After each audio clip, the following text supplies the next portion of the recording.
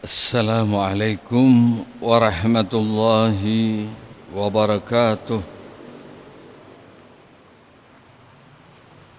Al-Fatihah wa Yasin binniyah an Allah yaghfir dzunubana wa yastur uyubana wa yaghfir muslimin wa yarhamul mu'minin wa yaqdi hajatina wa yassir lana wal dunya wal akhirah wa anna Allah yashfi maradana wa yu'afi mubtalana وأن الله يسعدني والآخرة وإن الله يهدي لنا بالحسنى بعد طول العمر في طاعة الله وعافية وإلى حضرة النبي محمد صلى الله عليه وسلم الفاتحة.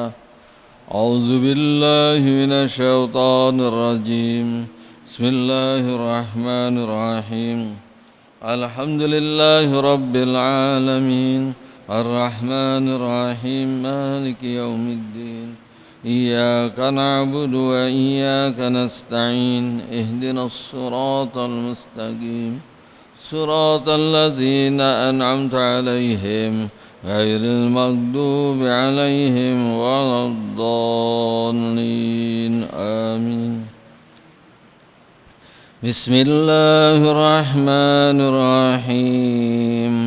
ياسين والقرآن الحكيم إنك لمن المرسلين على صراط مستقيم تنزيل العزيز الرحيم لتنذر قوما ما أنذر آباؤهم فهم غافلون لقد حق القول على أكثرهم فهم لا يؤمنون إنا جعلنا في أعناقهم أغلالا فهي إلى الأذقان فهم مقمحون وجعلنا من بين أيديهم سدا ومن خلفهم سدا فأغشيناهم فهم لا يبصرون وسواء عليهم أنذرتهم أم لم تنذرهم لا يؤمنون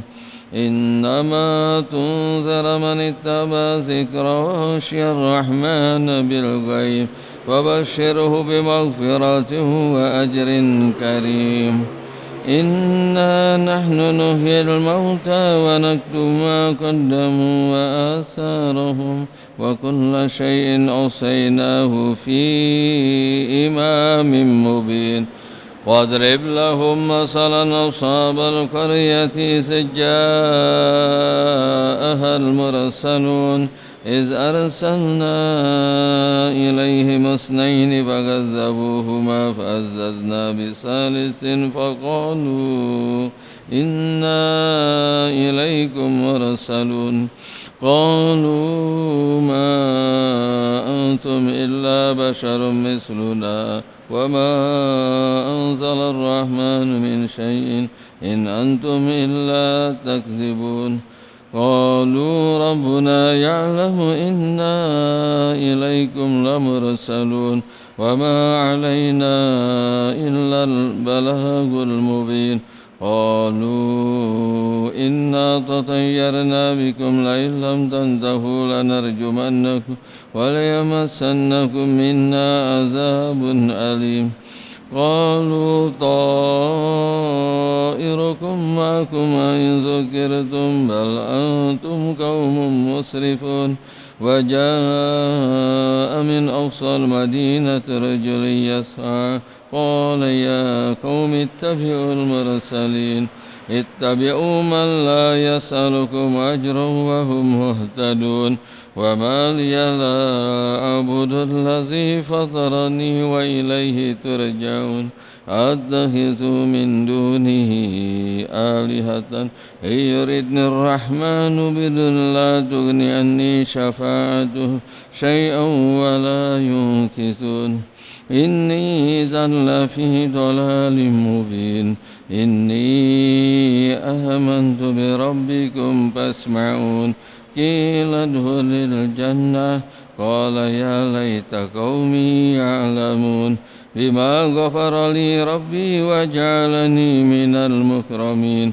وما أنزلنا على قومه من بعده من جند من السماء وما كنا منزلين إن كانت إلا صيحة واحدة فإذا هم خامدون يا حسرة على العباد ما يأتيهم من رسول إلا كانوا به يستهزئون ألم يروا كما أهلكنا قبلهم من القرون أنهم إليهم لا يرجعون وإن كل لما جميع لدينا مهدرون وآيات لهم الأرض الميتة أحييناها وأخرجنا منها حبا فمنه يأكلون وجعلنا فيها جنات من نخيل وعنب وفجرنا فيها من العيون ليأكلوا من ثمره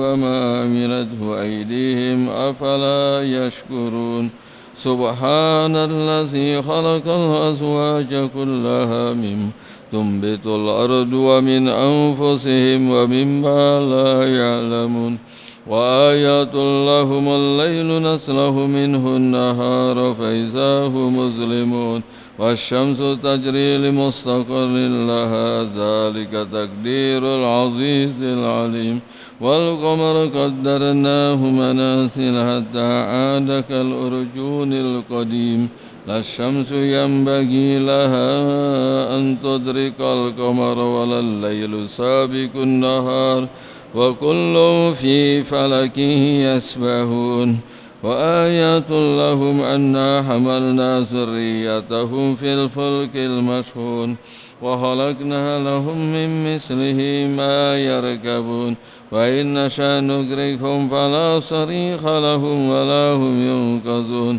إلا رحمة منا ومتاعا إلى حين وإذا قيل لهم اتقوا ما بين أيديكم وما خلفكم لعلكم ترحمون وما تأتيهم من آيات ربهم إلا كانوا عنها معرضين وإذا قيل لهم أنفقوا مما رزقكم الله قال الذين كفروا للذين آمنوا أنطعم من لو يشاء الله أطعمه إن أنتم إلا في ضلال مبين ويقولون متى هذا الوعد إن كنتم صادقين ما ينظرون إلا صيحة واحدة تأخذهم وهم يهسمون فلا يستطيعون توصية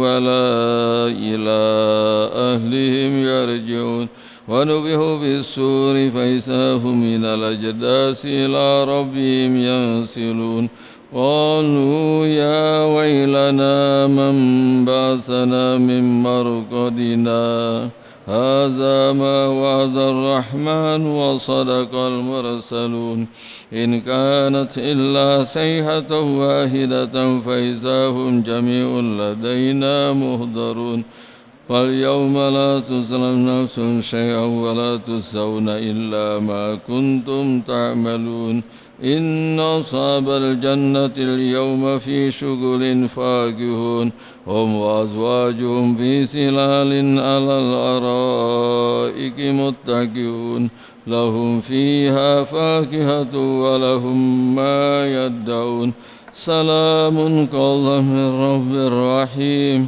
وامتازوا اليوم أيها المجرمون ألم أهد إليكم يا بني آدم ألا تعبدوا الشيطان إنه لكم عدو مبين وأن اعبدوني هذا صراط مستقيم ولقد أضل منكم جبلا كثيرا أفلم تكونوا تعقلون هذه جهنم التي كنتم توعدون اصلوها اليوم بما كنتم تكفرون اليوم نختم على أفواههم وتكلمنا أيديهم وتشهد أرجلهم بما كانوا يكسبون فلو نشاء لتمسنا على أعينهم فاستبقوا الصراط فأنى يبصرون ولو نشاء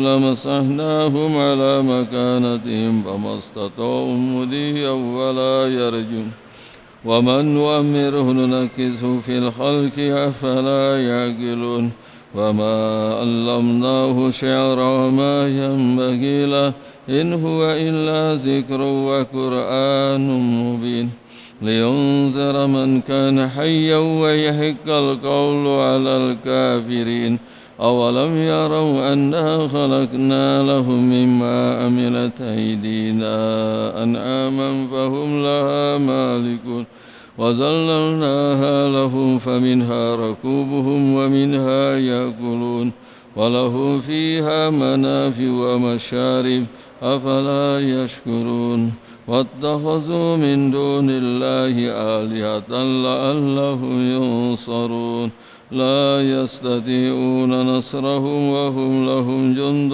محضرون فلا يحزنك قولهم إنا نعلم ما يسرون وما يعلنون أولم يرى الإنسان أنا خلقناه من نطفة فإذا هو خصيم مبين وضرب لنا مثلا ونسي خلقه قال من يحيي العظام وهي رميم قل يحييها الذي أنشأها أول مرة وهو بكل خلق عليم الذي جعلكم من الشجر الأخضر نارا فإذا أنتم منه توقدون أوليس الذي خلق السماوات والأرض بقادر على أن يخلق مثلهم بلى وهو الخلاق العليم إنما أمره إذا أراد شيئا أن يقول له كن فيكون فسبحان الذي بيده ملكوت كل شيء وإليه ترجعون الفاتحة أعوذ بالله من الشيطان الرجيم بسم الله الرحمن الرحيم الحمد لله رب العالمين الرحمن الرحيم مالك إياك نعبد وإياك نستعين اهدنا صراط الذين أنعمت عليهم غير المغضوب عليهم ولا الضالين آمين واعف عنا يا كريم يا رحمن اللهم إنا نستودعك علما والحمد لله رب العالمين.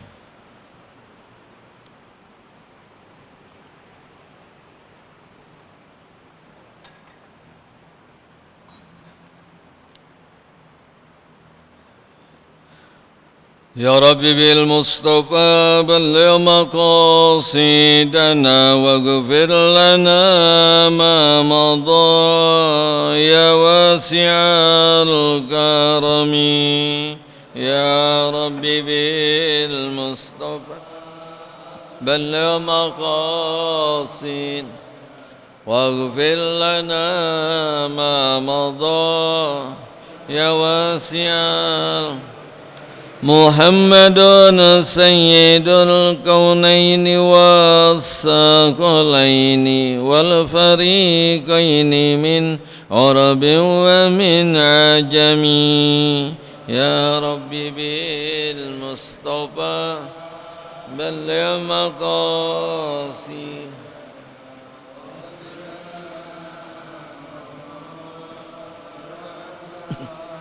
يا رب هو الحبيب الذي ترجى شفاعته لكل هول من الأهوال مقتحم يا رب بالمصطفى بلغ مقاصدنا واغفر لنا يا واسع اللهم صل وسلم وبارك عليه. Alhamdulillah wassalatu wassalamu ala rasulillah Sayyidina Muhammad ibn Abdullah wa ala alihi wa sahbihi wa mawala Subhanaka la ilma lana illa ma 'allamtana innaka antal alimul hakim wa la haula wa la quwwata illa billah amma ba'd. Wa ammal khawfu fa asluhu ma'rifatul qalbi bi jalalillahi ta'ala wa kahri wa ginahu an jami'i khalqi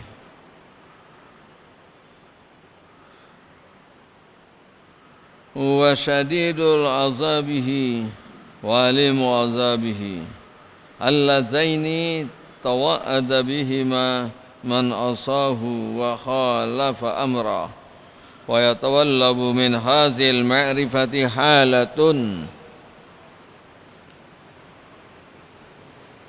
halatu wajalin tusama al-khawfu.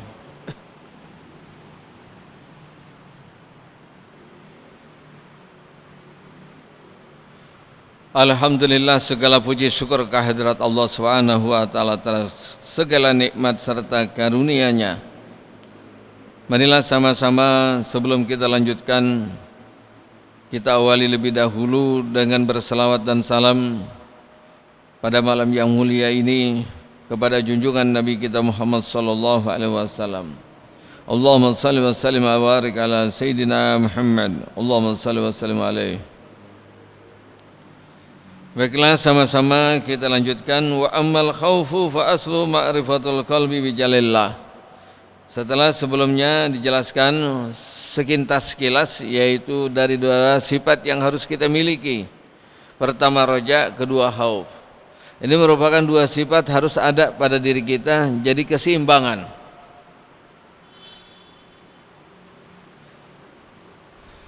Tidaklah kita mempunyai sifat roja berharap, dan segala sesuatu kita punya hajat hanya kita sandarkan kepada Allah. Jika ada di hati kita ini mempunyai tingkat makrifat, keyakinan akan luasnya karunia Allah, betapa kayanya Allah Subhanahu wa taala, dan betapa agung dan besarnya karunia Allah dan kebaikan-kebaikan Allah, dan sungguh sangat Allah Subhanahu wa taala selalu menepati janji. Kata-kata yang disebutkan itu udah tertanam, yakin benar. Jadi kalau ada sesuatu cuma salah berkaitan dengan kebaikan apa saja, ya udah Allah aja. Dia punya urusan udah selesai sama Allah.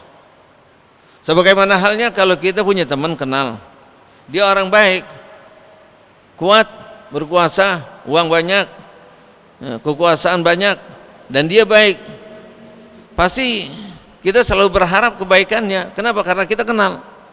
Betapa banyak orang yang baik yang kita kenal, kita berharap, padahal dia banyak bertetangga dengan yang lainnya, orang itu nggak berharap dengan dia. Kenapa? Nggak kenal.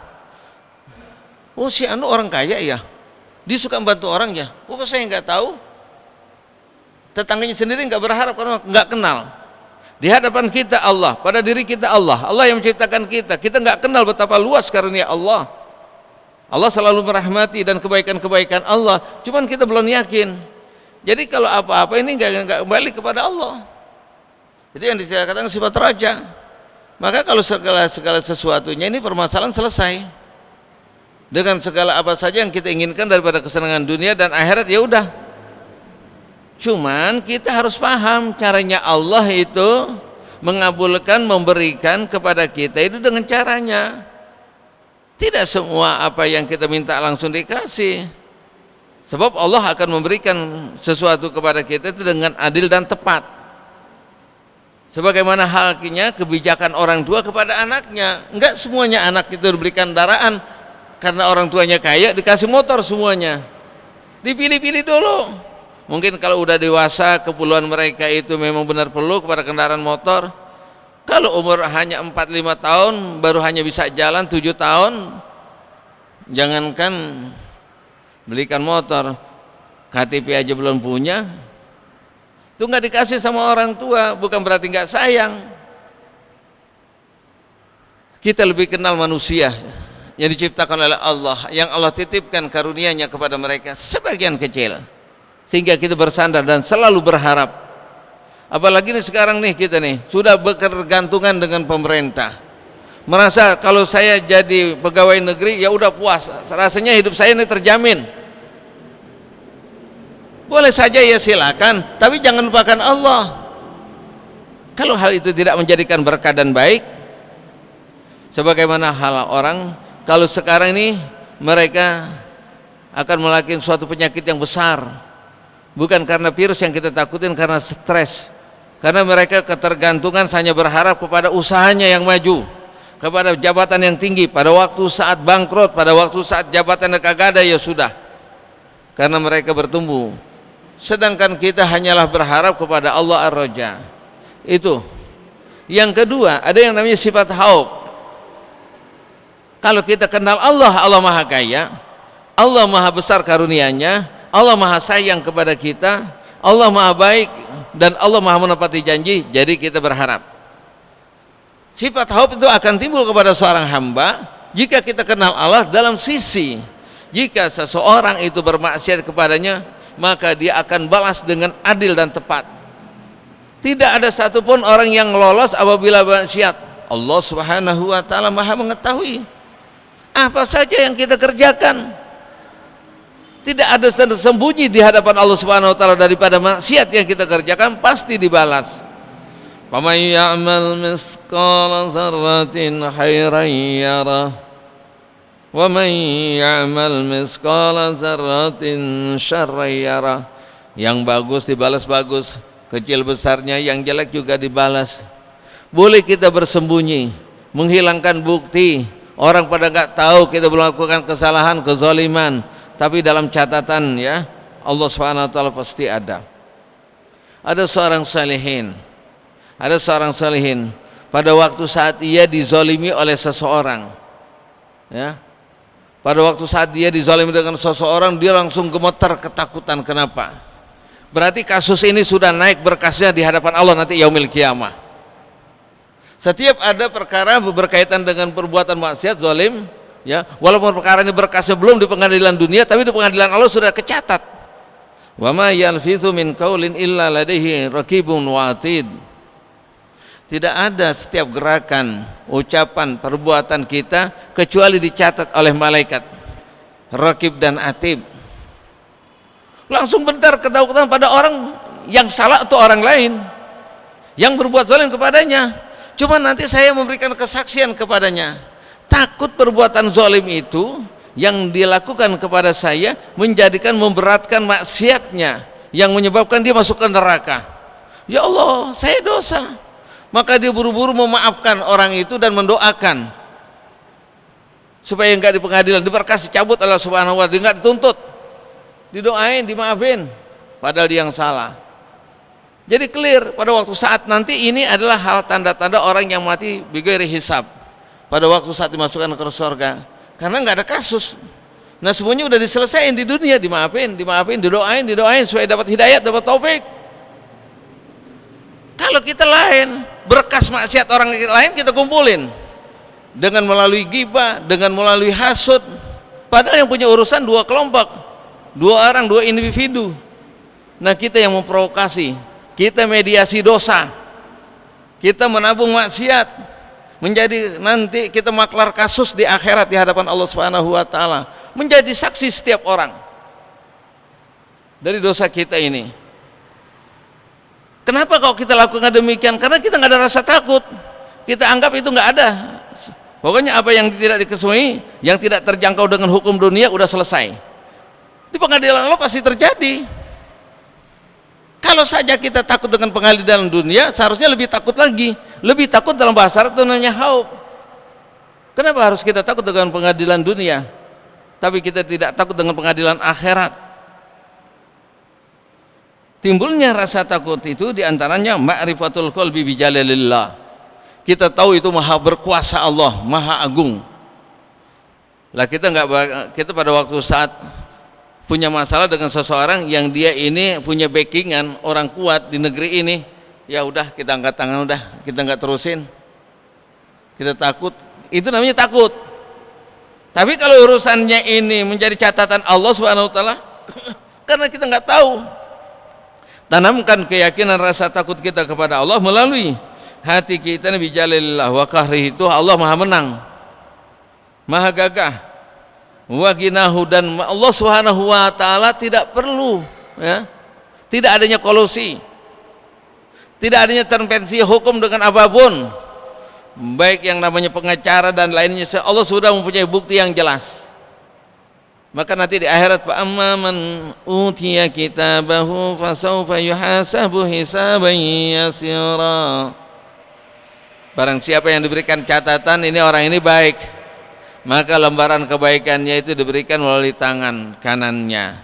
Udah paham bahwa dia adalah orang-orang yang nanti dihitung dia punya amalnya itu dengan mudah dan baik.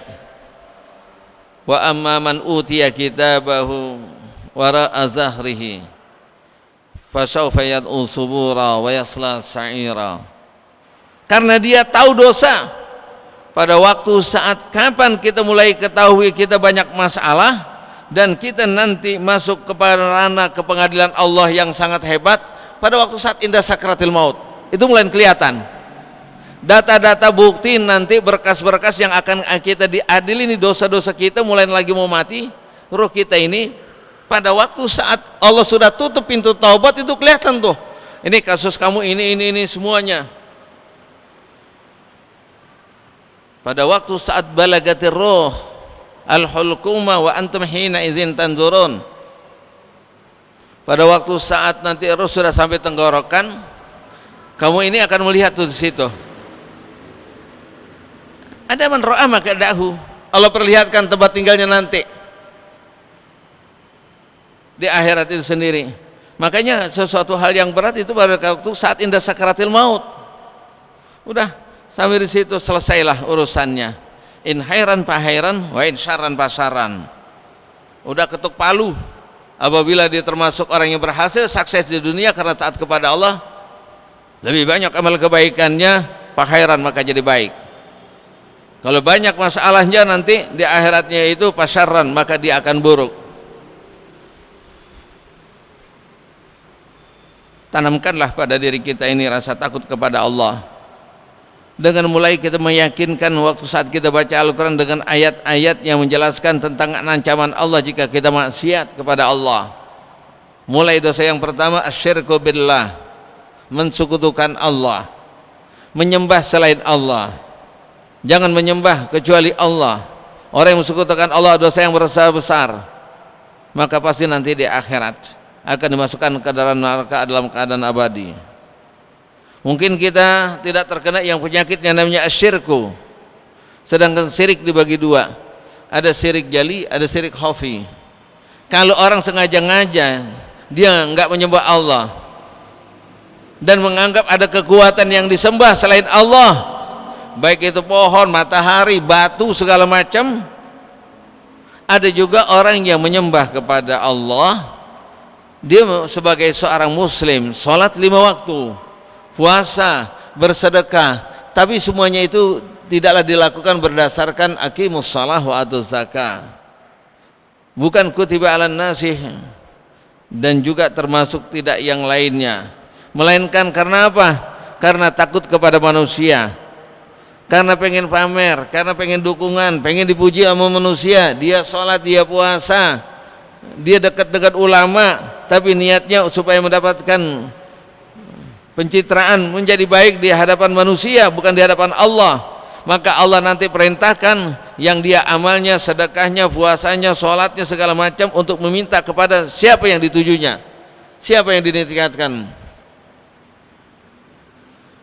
Allah Subhanahu wa taala enggak perlu. Dalam hadis qudsi dikatakan, "Lau anna jinnakum wa insahum ala afkhari rajulin minkum manaka sambi mulki syai'a."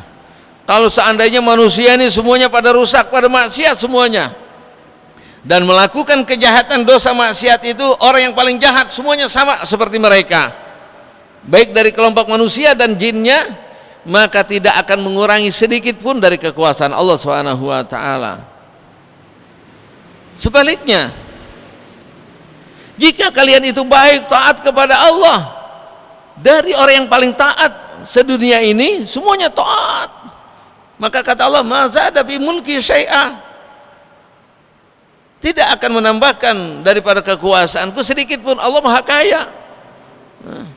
Godiyun anha, nggak perlu dengan kita. Itu yang dikatakan kita kenal Allah Subhanahu wa taala wa ginahu an jami'i khalqi. Allah nggak perlu daripada semua makhluknya. Yang selanjutnya ada timbul rasa takut jika pada waktu saat itu kita ma'rifatul qalbi bisyadidil iqabihi, dengan beratnya ancaman Allah. Allah Subhanahu wa taala telah menyatakan di beberapa ayat Quran, di antaranya inna batsya rabbika lasyadid. Siksaan Allah Subhanahu wa taala itu sangat pedih. Sepertinya Allah kok tega? Sepertinya itu Allah zalim. Manusia yang lemah itu lapuh, tidak kuat tahan panas, tidak kuat disiksa, dibakar selama-lamanya di neraka karena mereka syirik.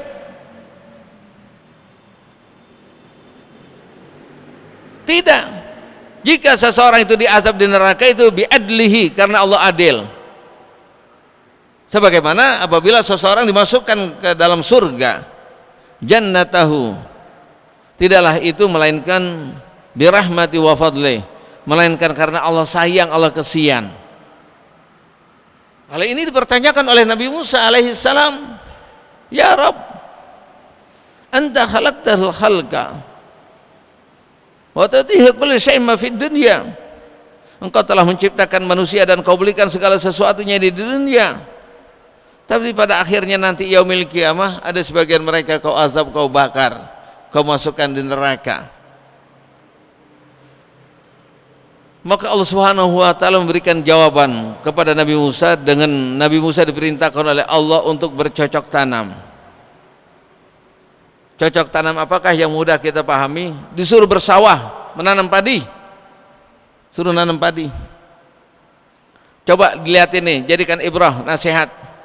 Ini jangan cuma ngelihat doang, loh padinya bagus banget ini, berasnya pandan wangi. Jangan di situnya. Kita ada interview, ada nanya-nanya sama itu petani. Ini berapa lama Pak musim tanam begini sampai panennya? Oh 3,5 bulan. Bagaimana caranya? Ini bagus di daerah Cianjur, di daerah beberapa tempat itu kalau ditanam, termasuk juga di daerah Jawa Tengah ya. Beberapa tempat itu kalau ditanam beras yang berkualitas itu bagus. Kalau kita perhatikan, ini petani pertama adalah memilih kualitas tanahnya dulu, yang cukup airnya, irigasinya, dan juga itu tanahnya juga dipilih, yang kadar curah hujannya, kelembabannya dan sebagainya. Ini memang cocok, udah berkali-kali adanya eksperimen, adanya mujarabat, emang udah berhasil, maka ditanamlah. Itu melalui tahapan dibersihkan dulu, nggak begitu ditanam aja. Setelah waktunya musim tanam, ya digarap, diluku, dicari bibitnya dulu yang bagus. Nggak semua bibit akan menghasilkan yang baik, melainkan bibit yang baik ditanam. Pakai modal. Coba kita tanya, pada waktu saat ditanam itu sawah kosong. Pada waktu saat ditanam padi, sawah itu kosong, bersih, nggak ada apa-apanya. Sebagaimana Nabi Adam waktu saat di surga, bumi ini bersih, nggak ada manusianya. Ditanam oleh Allah, ini ja'altu khalifah. Allah jadikan di muka bumi ini khalifah, maka banyak tanaman manusia di bumi ini. Ditanam dengan padi. Padahal yang ditanam cuma sedikit, maka mengeluarkan akar. Dari biji itu bibit mengeluarkan akar, mengeluarkan batang, mengeluarkan daun, pada akhirnya musim panen dipanen. Setelah selesai Nabi Musa panen, bagaimana? Kenapa hai Musa kau tidak bawa semuanya? Pada waktu sawah ladangmu itu kosong, kenapa kau tidak bawa semuanya ke rumahmu?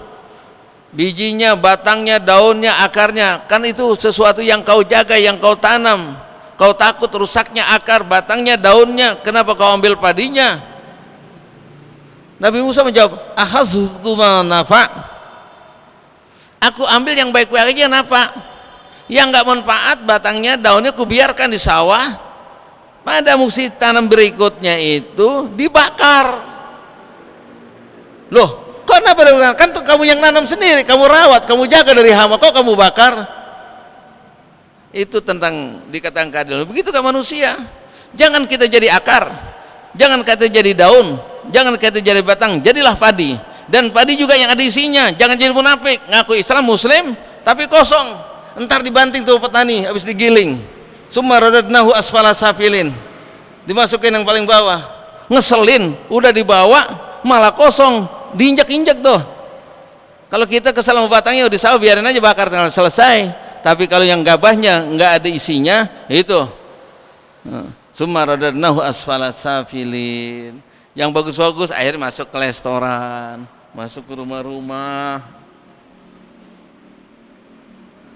Maka pada waktu saat seorang muslim nanti masuk ke dalam surga, didatang itu orang kafir, wa hadza fidauka, ini adalah jaminan kamu, ini tebusan kamu masuk surga ini gara-gara ini orang kafir. Itu padi yang kita tanam, yang kita panen itu karena fidaknya itu tebusannya apa? Ada batangnya. Kalau nggak ada batangnya nggak tumbuh biji. Karena daunnya, karena akarnya, jasanya. Kita mengetahui kualitas iman kita ini karena ada orang kafir. Kita termasuk orang sabar karena ada orang zalim. Kita termasuk orang yang istiqomah karena benturan daripada gangguan orang yang zalim.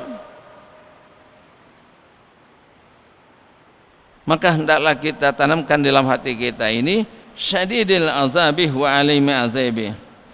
Al-laza ini semuanya itu tawa'ada, Allah telah ancam bihima dengan dua siksaan itu yang sangat berat, yaitu man asahu, bagi orang yang maksiat padanya. Nanti orang yang maksiat itu diancam masukkan ke dalam neraka. Wa khalafa amrahu, dan yang orang yang menentang semua perkaranya. Makanya Rasul sallallahu alaihi wasallam bukan yang disedihkan, diberatkan itu kaum Quraisy menentangnya dan selalu menjegal halangan dosanya. Yang ditakutkan dia adalah hamba-Mu ya Allah. Fa in takfiru fa innahu ibaduk, jika kau ampuni karena itu adalah hamba-Mu. Dan jika tidak kau ampuni, sesungguhnya Allah Subhanahu wa taala Maha Penyayang. Fa yatawalladu min hazil ma'rifah, maka akan melahirkan, kalau kita udah kenal Allah itu, Allah sangat adil dan Allah sangat menepati janjinya, setiap yang maksiat akan disiksa, akan melahirkan sifat yang namanya khauf.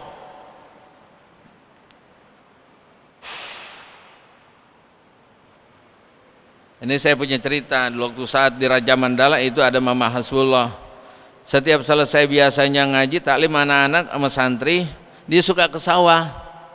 Dia ikhtiarnya ke sawah, ke ladang. Ya pakai pakaian orang yang ke sawah, masa pakai sorban, pakai baju koko, kayak kain kagak, pakai celana sontok, pakai kaos, pakai topi yang ini, tikar. Nah, kiranya ada tamu pengen berkunjung bersilaturahmi ke Mama yang punya pesantren. Di tengah jalan dilihat ada orang tua lagi di sawah, dia nggak tahu alamat, ditanya tuh sama orang tua, Mang, dipanggil Mamang karena nggak kenal kan, dia nggak marifat. Mang, hari pesantren Tembong Sari di mana? Nur Burhan, Mama Hasbullah. Oh, mangga kadinya eta di sisi belah kanan rel kereta api sana. Cerita singkatnya, tamunya itu terus berjalan, setelah dia nanya dikasih tahu tuh alamatnya. Karena nih Mama tahu ada tamu mau datang, dia pulang buru-buru. Yang ditanya itu Mama sendiri tadi. Ini bedanya kenal sebelum dan setelah kenal. Dimasuk dari depan, tok tok tok, assalamualaikum, waalaikumsalam. Ya anak keluarganya yang bukain pintu. Karena tahu hajatnya, dia ingin bertamu dan pengen bertemu dengan ajengan, dengan Mama, disuruh tunggu dulu.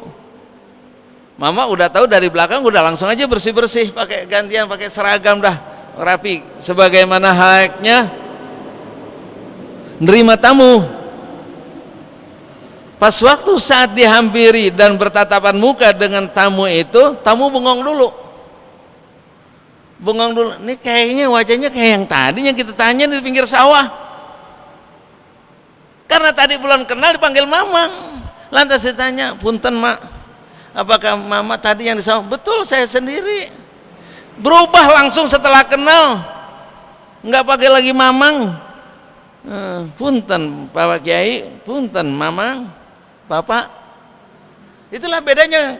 Kita kebenaran di tingkat naik melipatnya, iman kita ini sangat lemah. Kita nggak kenal Allah. Makanya kita sekarang arogan di dalam menjalankan syariat. Kita lebih seseru tentang masalah furu' dibandingkan meningkatkan kualitas keimanan, ketakwaan kita kepada Allah. Akhirnya kita berada di level yang paling bawah, gunjang-ganjing tentang masalah siapa yang benar, pengakuan-pengakuan, kesombongan-kesombongan setiap individu dan kelompok. Padahal Allah Subhanahu wa taala menyaksikan semua perbuatan amal kita sendiri. Makanya bagi mereka orang yang sudah tingkat makrifatnya, ini sudah lagi nggak digubris tentang masalah hal kejadian, hal ehwal apa yang terjadi di atas dunia ini. Mereka abaikan at-taghaful, mengabaikan orang yang paling peduli tentang suatu masalah kehidupan dunia ini. Makanya Pak yatawalladu min hazil ma'rifat, maka kalau kita kenal itu Allah Subhanahu wa taala, halatun wajalin, hal yang menggetarkan, tusamma al-khauf, maka ditamakan itu adalah takut.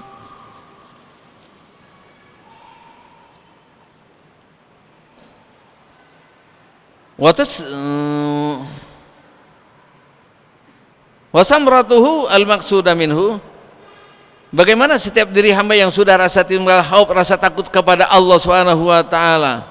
Pertama adalah tanda-tandanya orang udah khauf, udah takut sama Allah, tarkul ma'asi.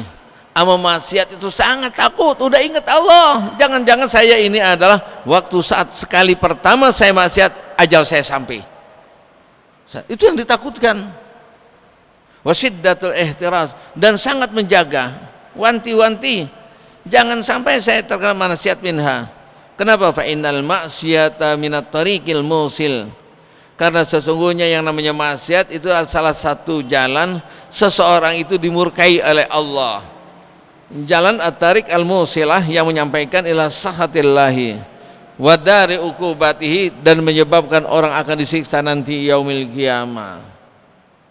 Ya inilah pengetahuan tentang hal ini daripada dua siap khauf dan roja ini kiranya sangat dangkal sekali.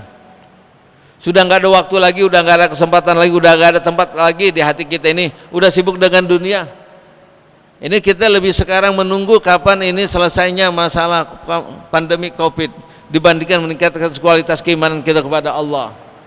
Kita mereka-reka, mengangan-angan ini bagaimana tuh ke depan tentang usaha begini segala macam, yang semuanya itu gurur, tipu daya, nggak banyak yang diharapkan. Ini ada salah satu kisah menarik baru-baru ini pada waktu saat seperti ini.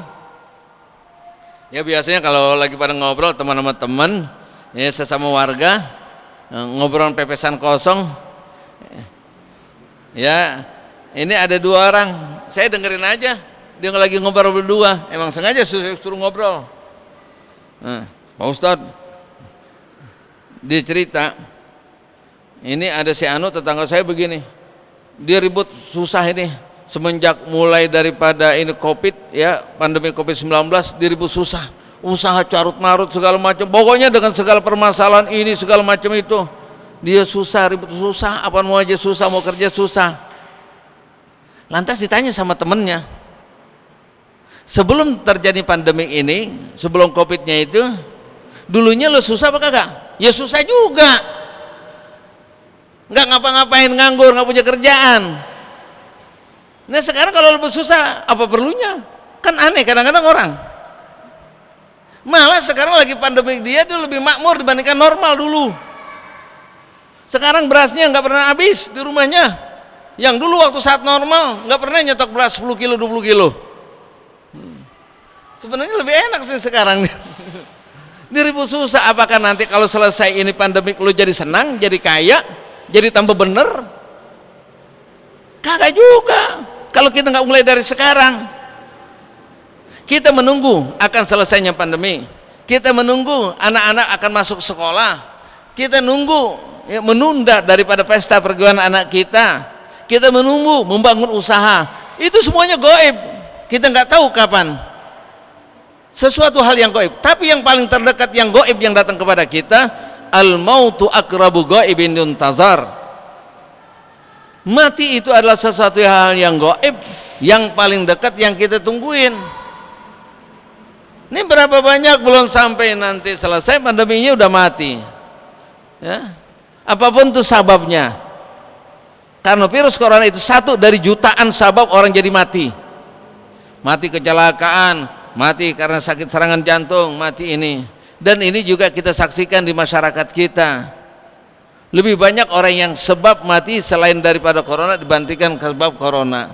Banyak, tapi mereka nggak mau waspada tentang hal itu. Inilah sempatnya, mari kita kaji, cari itu ilmunya supaya kita tambah dekat kepada Allah. Ya, jangan abaikan semuanya itu. Wa mal hayatud dunya illa mata'ul ghurur. Tidaklah kehidupan dunia itu kecuali kesenangan yang menipu. Apalagi kita udah umur ini makin tua, dunia udah makin kita nggak nikmatin. Ya, kemarin tetangga itu 40 hari. Samping itu pohon nap, disediain kacang goreng. Pada kagak makan tuh kacang goreng, nggak enak katanya, kacang goreng nggak enak. Bukan kacang gorengnya kagak enak, giginya udah kagak, udah tua. Kacang goreng disalahin, dulu sih enak dulu. Jadi udah milih-milih, semakin tua kita semakin lama di dunia, udah semakin kita nggak nikmatin dunia. Punya kendaraan bagus kita nggak bisa gunakan, punya istri kita nggak bisa berdampingan, punya makanan enak kita nggak bisa makan, kita nggak bisa konsumsi. Cuman kita senangnya apa? Alhaakumut takatsur hatta zurtumul maqabir. Kita senang cuman meninvestasi hasil daripada dunia kita, ngitung-ngitung duit. Yang kalau mati itu kita tinggalin itu semuanya. Yang nanti akan Allah memberikan kesaksian dan mempertanyakan semua harta kita di hadapan Allah Subhanahu wa taala. Semoga dengan melalui taklim yang singkat ini Allah Subhanahu wa taala menumbuhkan dalam hati ini kesadaran dan membukakan hati kita ini oleh Allah Subhanahu wa taala akan taufiknya kepada kita semakin dekat kepada Allah Subhanahu wa taala. Allah datangkan sifat khauf dan raja, amin ya rabbal alamin. Al-Fatihah. Bismillahirrahmanirrahim. Alhamdulillah. Iyyaka na'budu wa iyyaka nasta'in ihdinas siratal mustaqim siratal ladzina an'amta 'alaihim ghairil maghdubi 'alaihim. Wa'fu 'anna ya karim ya arhamar rahimin. Rabbana taqabbal minna innaka antas samiul alim wa tub 'alaina innaka alhamdulillahi rabbil alamin. Assalamualaikum warahmatullahi wabarakatuh.